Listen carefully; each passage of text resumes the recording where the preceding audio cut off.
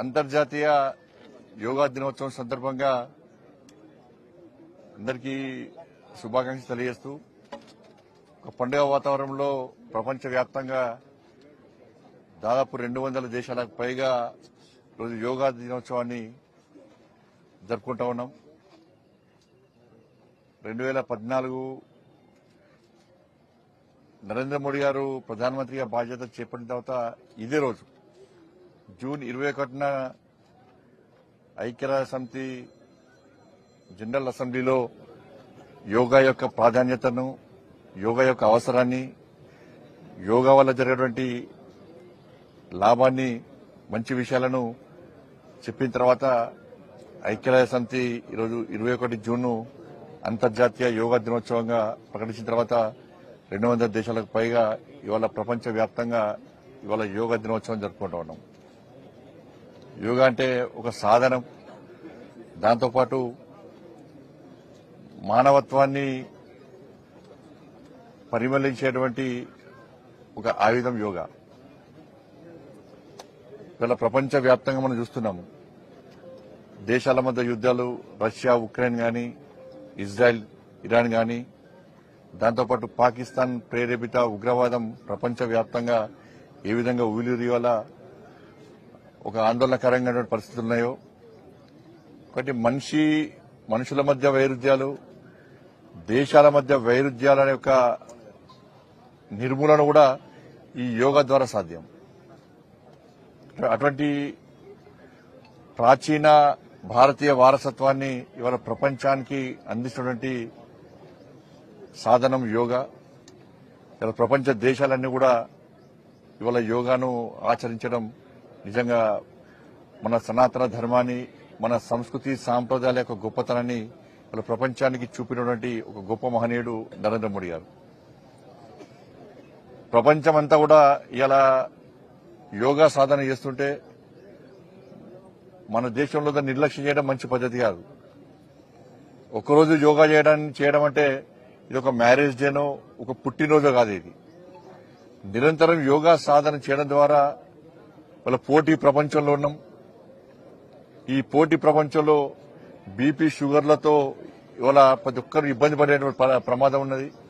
అంటే వీటి నుంచి మనం బయటికి రావాలంటే, ఒక ఆరోగ్యవంతమైన సమాజం నిర్మాణం జరగాలంటే యోగా అనేది ప్రాధాన్యమైనది, ప్రాముఖ్యమైనది. కాబట్టి మనందరం కూడా ఈ అంతర్జాతీయ యోగా దినోత్సవాన్ని గుర్తించి ఇన్ని రోజులు కనీసం యోగా చేయడం వల్ల కూడా గొప్ప రోజుగా దీనికి భావించి ప్రపంచమంతా మన ఆచార వ్యవహారాలను, మన సంస్కృతి సాంప్రదాయాలను పాటిస్తున్న తరుణంలో భారతీయులుగా మనం కూడా ఈ యోగాను సాధన చేయాలని చెప్పి అందరికీ విజ్ఞప్తి చేస్తూ, ఈ యోగా సాధన ద్వారా ఒక మంచి శక్తివంతమైన సమాజం నిర్మాణం జరగాలి, ఆరోగ్యవంతమైన సమాజం నిర్మాణం జరగాలని చెప్పి కోరుకుంటూ మరొక్కసారి అందరికీ అంతర్జాతీయ యోగా దినోత్సవ శుభాకాంక్షలు.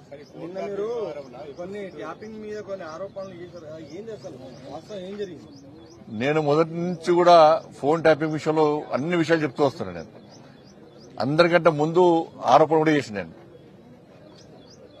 ఇది హైదరాబాద్ కేంద్రంగా జరిగింది, సిరిసిల్ల కేంద్రంగా జరిగింది. ప్రణీత్ రావు అనే వ్యక్తి ద్వారా సిరిసిల్ల కేంద్రంగా ఈ ఫోన్ ట్యాపింగ్ జరిగింది. సిరిసిల్ల కేంద్రంగా జరిగిందంటే ఎవరి అనుమతితో జరిగింది, ఎవరి కన్నుసరణలో జరిగిందో అందరికీ తెలుసు. మరి సిరిసిల్లనే ఎందుకు కేంద్రంగా ఎంచుకున్నారో కూడా తెలుసు అందరికి. కాబట్టి దీని మీద విచారణ జరపాలి. ఇవాళ ప్రభాకర్ రావు అనే వ్యక్తి అనేక కుటుంబాలను నాశనం చేశాడు. అనేక మంది మాలాంటి కార్యకర్తలు ఉసురు పోసుకున్నటువంటి మూర్ఖుడు ప్రభాకర్ రావు అంటాడు. ఈ ప్రభుత్వం రాచమర్యాదతో చేస్తున్నది. ఈ ప్రభుత్వం ఏర్పడిన తర్వాతనే ఆయన ఇక్కడి నుంచి వారిపోయాడు. ఈ ప్రభుత్వం, కాంగ్రెస్ పార్టీ ప్రభుత్వం ఏర్పడిన తర్వాతనే ఫోన్ ట్యాపింగ్ నిందితులు అందరూ తప్పించుకునే ప్రయత్నం చేశారు. అమెరికా ఎప్పుడు వారిపోయాడు? కాంగ్రెస్ పార్టీ ప్రభుత్వం ఏర్పడిన తర్వాత. ఇలా కూడా కోర్టుకు పోయాడు, కోర్టు నుంచి ఉత్తర్వులు తీసుకొచ్చున్నాడు, రాచమర్యాదతో చెప్పి ఉత్తర్వులు తీసుకున్నాడు.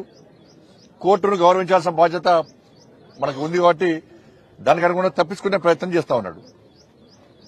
ప్రభాకర్ రావు గాని, రాధాకిషన్ రావు అనే వ్యక్తులు కానీ, వీళ్ళిద్దరూ అనేక మంది ఇతర పార్టీలకు సంబంధించిన కార్యకర్తలు ఉసురు పోసుకున్న వ్యక్తులు. వీళ్ళు ఇవాళ ఇతర పార్టీ నాయకుల ఫోన్ ట్యాపింగ్ కాదు, బీఆర్ఎస్ పార్టీ నాయకుల ఫోన్ ట్యాపింగ్ కూడా చేశారు. భార్య భర్తలుంటే ఫోన్ వినడమే, కొడుకు తల్లింటే ఫోన్ వినడమే, జడ్జిల ఫోన్లు కూడా ఫోన్ ట్యాప్ చేశారు. జడ్జిలకు కూడా, కాబట్టి జడ్జిలకు కూడా ఫోన్ ట్యాప్ చేశారు. కాబట్టి దీన్ని సీబీఐకి ఇవ్వాల్సిన బాధ్యత రాష్ట్ర ప్రభుత్వం మీద ఉంది. ఇదే ముఖ్యమంత్రి గారు ఎన్నికల సమయంలో అనేక సందర్భాల్లో సీబీఐ విచారణ జరపాలని ముఖ్యమంత్రి గారు కోరారు, రేవంత్ రెడ్డి గారు కోరారు.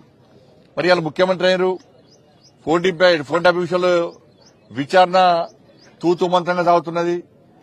వాళ్ళు కేవలం అధికారులకే పరిమితం చేయకండి. ఇవాళ వాళ్ళ వాంగ్మూలంలో ఏం చెప్పారు, పెద్ద ఆయన చెప్తే మేము ఫోన్ ట్యాపింగ్ చేస్తామన్నారు.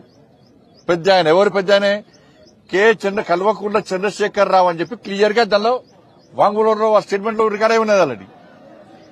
మరి స్టేట్మెంట్ లో భుజంగరావు రాధాకృష్ణారావు ఎవరో వాళ్ళిద్దరు స్టేట్మెంట్ ఇచ్చినప్పుడు రాధాకిషన్ రావు స్టేట్మెంట్ లో పెద్ద ఆయనే కేసీఆర్ చెప్తే మేము ఫోన్ ట్యాపింగ్ చేస్తామని చెప్పి ఆయన స్టేట్మెంట్ ఇచ్చినప్పుడు నోటీస్ ఎవరికి ఇవ్వాలి? కేసీఆర్ కు నోటీస్ ఇవ్వాలి. సిరిసిల్ల ఎవరి కేంద్రంగా జరిగింది? కేసీఆర్ కొడుకు కేంద్రంగా జరిగింది. మరి వాళ్ళిద్దరికి ఎందుకు నోటీసులు లేరు? అంటే ప్రభుత్వం వాళ్ళని కాపాడే ప్రయత్నం చేస్తున్నది. లోపాయికార ఒప్పందం, కాంగ్రెస్ కును బీఆర్ఎస్ కు లోపాయికార ఒప్పందం. ఇవాళ క్లియర్ గా రాధాకిషన్ రావు వ్యక్తి స్టేట్మెంట్ ఇచ్చినప్పుడు ఇప్పుడు అదే అధికారుల వంగుల్లో మా బండి సంజయ్ ఫోన్ ట్యాపింగ్ చేసినాము, ఫలానా వ్యక్తులది ఫోన్ ట్యాపింగ్ చేసినామని చెప్పినప్పుడు మాకు నోటీస్ ఇచ్చినప్పుడు దీనికి కారకులైనటువంటి వ్యక్తులు కేసీఆర్ అని చెప్పినప్పుడు కేసీఆర్ కు ప్రభుత్వం నోటీస్ చేయడానికి ఎందుకు వెనుకడుగు చేస్తున్నది? సిరిసిల్ల కేంద్రంగా ఫోన్ ట్యాపింగ్ చేసినప్పుడు కేసీఆర్ కొడుకు నోటీస్ ఇవ్వడానికి ఎందుకు వెనుకడుగు చేస్తున్నది? మీ ఇద్దరి మధ్య ఉన్న రహస్య ఒప్పందం ఏంది? కనీసం ఏ ఒక్క విషయంలో కూడా మీరు ఇలా పట్టించుకోకుంటే వాళ్ళ కేసీఆర్ కుటుంబం వల్ల ఎన్ని కుటుంబాలు నాశనమైనాయి, ఎంతమంది భవిష్యత్తు నాశనం చేశారు. 109 కేసులు పెట్టిరన్న మా మీద, 109 కేసులు, ఒక్కటి కాదు రెండు కాదు. ఇదే ప్రభాకర్ రావు అనే వ్యక్తి సీఎంఓ ఆఫీస్ ను అడ్డగా వేసుకుని మా ఫోన్లు వినుకుంటూ, నాలాంటి అనేక మంది నాయకుల కార్యకర్తల ఫోన్లు వినుకుంటూ, జడ్జిల ఫోన్లు వినుకుంటూ, మా సొంత విషయాలు వినుకుంటూ ఏ విధంగా రాచిరంపాన పెట్టిండు, ఏ విధంగా ఉసురు పోసుకున్నాడో తెలంగాణ సమాజానికి అంతా తెలుసు. ఇలా కోర్టు నుంచి ఉత్తర్వులు చేసుకుని అమాయకంగా గడ్డం పెంచుకొని ఓ నీతివంతుల లెక్క, సిన్సియర్ ఫెలో లెక్క నటిస్తే ఎవరు నమ్మడు ప్రభాకర్ రావు అనే వ్యక్తిని. నేను ప్రభుత్వాన్ని మళ్ళీ చెప్తున్నాను, మీరు ప్రభాకర్ రావు అనే వ్యక్తికి ఈ రాచ మర్యాదలు ఇచ్చిన బంద్ చేయరు. ఫస్ట్ వాళ్ళ కోర్టు ఇతరులు ఇచ్చినప్పుడు మనదే కోర్టును రాష్ట్ర ప్రభుత్వం ఎందుకు సంప్రదించలే? ఇలా రాష్ట్ర ప్రభుత్వము ఎందుకు పిటిషన్ వేయలే? అండర్స్టాండింగ్, లోపాయికార ఒప్పందం. కానీ ప్రభాకర్ రావు ఏమంటారంటే నా ఎక్స్టెన్షన్ కేవలం అప్పటి డీజీపీ మాత్రమే, ఆ నాయకులతో మాకు సంబంధం లేదని చెప్పి చెప్తారు. ఈ అందరూ అమాయకులు ఇప్పుడు నోట్లు నిలబడితే ఏం చేయాలన్నట్టు ప్రభాకర్ రావు. అందరు నాశనం చేసిందే ప్రభాకర్ రావు. ఎవరు తెలుసు? మీకు తెలుసు, మాకు తెలుసు. 100 సార్లు అయిపోయి నేను సీఎంఓ ఆఫీస్ లో ప్రభాకర్ రావు మొత్తం సర్వనాశనం చేస్తున్నా చెప్పి ప్రభాకర్ రావు డ్యూటీలో ఉన్నప్పుడే నేనే చెప్పిన. ఇవాళ అంతెందుకు, ఈ దొంగ పేపర్ లీకేజ్ అని చెప్పి నన్ను అక్రమంగా అరెస్ట్ చేసినప్పుడు నా దగ్గరకు వచ్చిన పోలీస్ ఆఫీసర్ ఎంత మూర్ఖత్వం అంటే, నేను ఇంటికి వచ్చి నా డ్రెస్ మార్చుకున్న తర్వాత నైట్ డ్రెస్ వేసుకుని బయటకు వచ్చిన తర్వాత అప్పటిదాకా పోలీసులు ఏమన్నా నేను హైదరాబాద్ నుంచి కన్వీనర్ మా అత్తమది 5th డే ఉంటే వచ్చిన తర్వాత నేను డ్రెస్ వేసుకొని వచ్చినా ఏమనలే. అప్పటిదాకా పోలీసులు నాతో ఉన్నారు. నేను ఇంట్లోకి పోయి డ్రెస్ మార్చుకొని వచ్చిన తర్వాత నా దగ్గర పోలీస్ ఆఫీసర్ ఏమన్నాడు, ఫోన్ చేసి సార్ నైట్ డ్రెస్ వేసుకున్నారు సార్ పట్టుకపోన్నాడు. ఈ పోలీస్ ఆఫీసర్ ఇంకో పోలీస్ ఆఫీసర్ మాట్లాడుతున్నాడు. ఏమని మాట్లాడు? సార్ ప్రభాకర్ సార్ మాట్లాడినారు సార్, ప్రభాకర్ సార్ అరెస్ట్ ఏమన్నారు సార్ అని ఈ పోలీస్ ఆఫీసరు ఇక్కడ పోలీస్ ఆఫీసర్ మాట్లాడుతూ నేనైనా సాయం నేనైనా అంటే నైట్ డ్రెస్ మీద బండి సంజయ్ని గుంజుకపోవాలి. నైట్ డ్రెస్ మీద బండి సంజయ్ని అరెస్ట్ చేసి మొత్తం దింపాలి. ఇది ఎవరు కుట్ర? ప్రభాకర్ రావు ఆదేశాల మధ్య జరిగిన కుట్ర.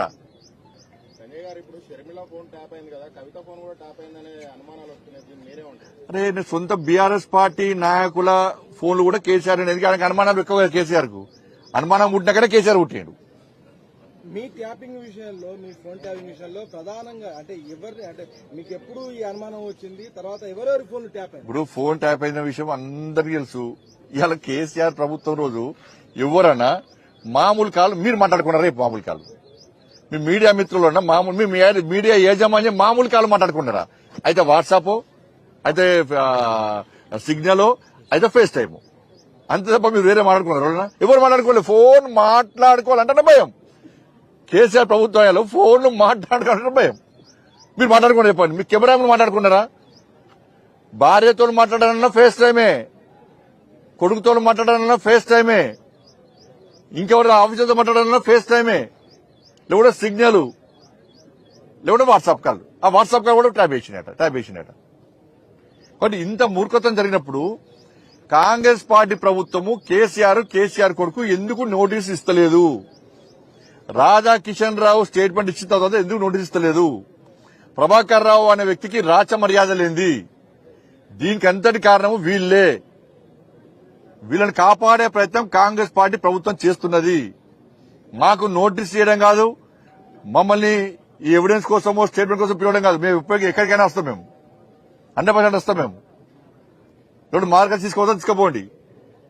కేసీఆర్ అనే వ్యక్తి కేసీఆర్ కుటుంబము తెలంగాణ రాష్ట్రాన్ని సర్వనాశనం చేసిర్రు. కాళేశ్వరం విషయంలో సర్వనాశనం చేసిర్రు. తెలంగాణ రాష్ట్రాన్ని 1,00,000 కోట్లు పెట్టి ఆదాయాన్ని దెబ్బ కొట్టిర్రు. ఫోన్ ట్యాపింగ్ చేసి ఇట్లా ప్రజల యొక్క సామాన్య ప్రజల యొక్క సంజయ్ గారు మీరు ట్యాపింగ్ అంటున్నారు. కేటీఆర్ ఏమంటున్నారు అంటే కేంద్రం పెగాసస్ అనే ఒక సాఫ్ట్వేర్ ని ఇజ్రాయెల్ కి తీసుకొచ్చి మా ఐఫోన్లలో కూడా వేసింది. ఐఫోన్ వాడు మాకు నోటీస్ పంపాడు, ట్యాపింగ్ చేసింది వాళ్ళు, మేము చేయలేదు అని చెప్పేసి ఆయనే అన్నాడు. ఆయన ఏమన్నాడు అంతకుముందు? ఏదో కొంతమంది చేసినాం కావచ్చు అన్నాడు. మరి అప్పటికే ఎత్తులు పెట్టావే? ఆయన అన్నాడు కదా, అందరు ఏదో కొంతమంది చేసిన ఆయన ఒప్పుకున్నాడు. ఇప్పుడు నేనేమంటున్నానంటే ప్రభాకర్ రావు అనే వ్యక్తి అమెరికా నుంచి ఇండియాకి వచ్చినప్పుడు కేసీఆర్ కొడుకు అమెరికాకి ఎందుకు పోయిండు? ప్రభాకర్ రావు అనే వ్యక్తి ఇండియాకి వచ్చే ముందు కేసీఆర్ కొడుకు అమెరికాకు ఎందుకు పోయిండు? ఇద్దరి మధ్య ఏం జరిగింది? అమెరికాలో ఏం జరిగింది? ఏం కలిసి మాట్లాడుకున్నారు? ఈయన అమెరికాకు పోయినా ఆయన వచ్చేందుకు సరెండర్ అయ్యాడు. కానీ ఇదంతా కూడా గ్యాంబ్లింగ్, అంతా కూడా గ్యాంబ్లింగే. బీజేపీ బీఆర్ఎస్ కి మంచి అండర్స్టాండింగ్ ఏం లేదన్న. అది కాంగ్రెస్ మాట్లాడుతుంది. కాంగ్రెస్ పార్టీ అప్పుడు లేనే లేదు. కాంగ్రెస్ పార్టీ ఇక్కడ ఎప్పుడో చెప్పారు. అది కాంగ్రెస్ పార్టీ నాయకులు ఫోన్ ట్యాపింగ్ చేయలే. ఒక రేవంత్ రెడ్డి గారిది, ఉత్తమ్ కుమార్ రెడ్డి ఒక 5 చేసి, కానీ మా అందరూ చేసిండు కదా. అప్పుడు పవర్ఫుల్ మేమే. బీఆర్ఎస్ పార్టీని తెలంగాణ రాష్ట్రంలో గద్దెదించింది ఎవరు? Bharatiya Janata party. BRS party KCR కుటుంబాన్ని మెడల్ వంచింది ఎవరు? భారతీయ జనతా పార్టీ. అప్పుడు కాంగ్రెస్ పార్టీ ఎక్కడిది? అనుకోని కారణాల వల్ల కాంగ్రెస్ పార్టీ అధికారంలోకి వచ్చింది. అప్పుడు కాంగ్రెస్ పార్టీ ఒకరిద్దరు చేసింది కావచ్చు, కానీ భారతీయ జనతా పార్టీ అందరూ చేసింది. BRS party phone tapping. మా అండర్స్టాండింగ్ ఎందుకు ఉంటుంది? అండర్స్టాండింగ్ ఉంటే మాకు నోటీస్ ఎందుకు వస్తాయి? ఇవ్వాలి మరి టీఆర్ఎస్ ప్రభుత్వం మీద ఛాంపియన్ గా పోరాటం చేసిన మీరు థర్డ్కి వెళ్ళడానికి ట్యాపింగ్ కారణం అంటారా? ఫోన్ ట్యాపింగ్ కారణం మా కారణాలు రకరకాల కారణాలు ఉన్నాయి. బీజేపీ నాయకులు ఫోన్ ట్యాపింగ్ చేసినప్పుడు మీరే సిబిఐ తోటి విచారణ చేయించుకోవచ్చు. సిబిఐ విచారణ డైరెక్ట్ చేయలేదు కదా. రాష్ట్ర ప్రభుత్వం కోరాలి. అయితే కోర్టు ఆదేశాలు ఇవ్వాలి. అట్లా సిబిఐ డైరెక్ట్ ఆదేశాలు గింజం ఎందుకుంటే ఎప్పుడో గుంజుకోపోదు. ఈ ప్రభాకర్ గీత ఆచమర్యాలి గల్లబట్టి గుంజుకోపోదు. ఇప్పటికీ ప్రభాకరం గుంజుకోదు, కేసీఆర్ కుటుంబం గల్లబట్టి గుంజుకోపోదు. ఇప్పటికే గీత రాజమర్యాద అది ఇస్తామేంది? మేమేమన్నా ఫోన్ కాల్ వచ్చింది, విచారణకు సహకరిస్తా అని చెప్పినా, వాళ్ళే విచారణకు వస్తున్నారు, నేను సిద్ధమని చెప్పిన. ధన్యవాదాలు.